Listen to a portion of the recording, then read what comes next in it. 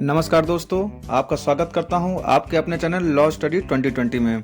दोस्तों, आज हम लोग बात करेंगे भारतीय पथ कर सेना और वायुसेना अधिनियम 1901 के विषय में, जो हम लोग इंडियन टोल्स army and air forces act 1901 के विषय में। दोस्तों, आपको ये वीडियो अच्छा लगे तो चैनल को सब्सक्राइब कीजिएगा, इस वीडियो को शेयर कीजिएगा, लाइक कीजिएगा, कमेंट कीजिएगा।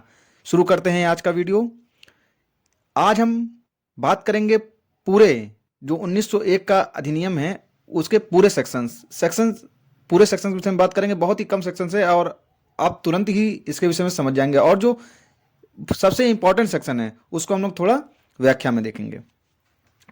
इसमें सेक्शन पहला क्या कहता है? संक्षिप्त नाम, विस्तार तथा प्रारंभ। इसमें दूसरे में परिभाषाएं दी हैं। तीसरा देखिए, सबसे इंपॉर्टेंट जो है वो तीसरा है, इसको देखने लायक है कि इसमें पथ कर से छूट किसको किसको दी गई है। अक्सर लोग जाते हैं टोल प्लाजा जाते हैं, तो वहां पर कई लोग ऐसे होते हैं जो बिना कर दिए जो टैक्स होता है उसको देने की कोशिश करते हैं कि हम नहीं देंगे, हम इसके अंतर्गत आते हैं, हमको ये छूट मिलनी चाहिए। आप आज समझ लीजिए कि कितने लोग उसके अंतर्गत आते हैं, किसको किसको छूट दी गई है। और प्रेजेंट में मैं आपको एक लिस्ट दे दूंगा, उसमें प्रेजेंट में कितने लोग उस छूट को प्राप्त कर सकते हैं। पथ देखते हैं कि सेक्शन 3 क्या कहता है। पथ कर से छूट निम्नलिखित व्यक्ति तथा संपत्ति, अर्थात निम्नलिखित के सभी ऑफिसर, सैनिक तथा वायु सैनिक, इसमें नियमित बल, कोई अनियमित कोर, प्रादेशिक सेना या राष्ट्रीय कैडेट कोर के सभी सदस्य जब वे कर्तव्य पर हैं या जब वे कर्तव्य पर अग्रसर हो रहे हैं या कर्तव्य से वापस लौट रहे हैं। भारतीय रिजर्व बल के सभी ऑफिसर, सैनिक तथा वायु सैनिक जब वे सेवा, प्रशिक्षण या हाजिरी के लिए बुलाए जाने पर अपने निवास स्थान से अग्रसर होते हैं या जब ऐसी सेवा, प्रशिक्षण या हाजिरी के पश्चात अपने निवास स्थान को वापस लौटते हैं। निम्नलिखित के सभी प्राधिकृत अनुचर, नियमित बल, प्रादेशिक सेना या राष्ट्रीय कैडेट कोर, कोई अनियमित कोर।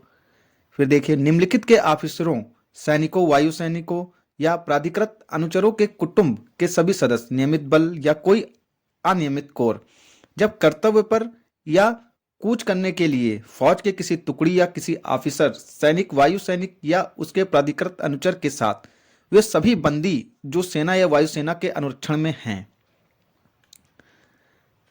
और आगे देखिए, सभी गाड़ियां, घोड़े तथा सामान और वे व्यक्ति यदि कोई हो जो क्रमशः किसी भी पूर्वगामी खंडों से छूट प्राप्त व्यक्तियों की गाड़ियां चलाने या सामान ढोने के लिए नियोजित हैं, और जबकि ऐसी गाड़ियां, घोड़े, सामान या व्यक्ति उनके साथ हो जिन्हें क्रमशः उन खंडों में वर्णित परिस्थितियों के अधीन छूट प्राप्त हो। सरकार की या भारतीय सेना या वायुसेना सेवा में नियोजित सभी गाड़ियां, घोड़े या उसके भार साधक या उनके साथ जाने वाली सभी व्यक्ति जो वे इनमें इसके पूर्व इस धारा के वर्णित रूप से ऐसे किन्हीं व्यक्तियों का वहन कर रहे हैं जब सामान या भंडारण का वहन कर रहे हैं, या ऐसे व्यक्ति सामान या भंडारण का वहन करने के पश्चात जब खाली वापस आ रहे हों। सभी गाड़ियां तथा घोड़े जब उनका संचालन सेना या वायुसेना के प्राधिकारी के आदेशों के अधीन भारतीय सेना या वायुसेना सेवा के नियोजन का प्रयोजन के लिए हो रहा हो। फौज की किसी टुकड़ी के साथ जाने वाले सभी पशु जिनका खाद्य के लिए वध किया जाना है, आश्रित है, या जो ऐसी फौज की रसद से संबंधित प्रयोजन के लिए रखे गए हैं, या किसी गाड़ी,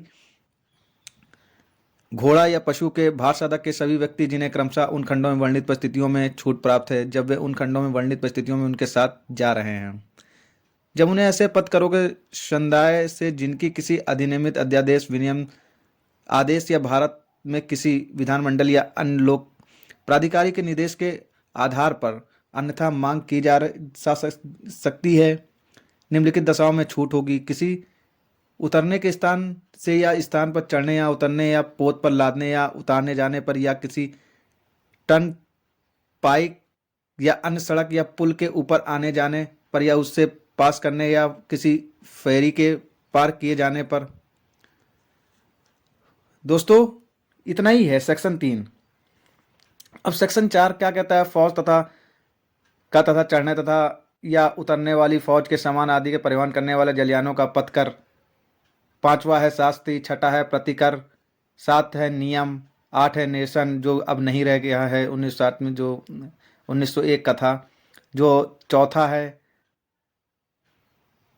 अब 5 वाला सेक्शन आप देख पा रहे होंगे, कोई ऐसा व्यक्ति जो धारा 3 या धारा 4 के बंदों को उल्लंघन में किसी पद कर की मांग करेगा या उसे प्राप्त करेगा, वह जुर्माने से जो 50 रुपये तक का हो सकेगा, दंडनीय होगा। तो दोस्तों, आज हम लोगों ने जाना भारतीय पथ कर सेना और वायुसेना अधिनियम 1901 के विषय में।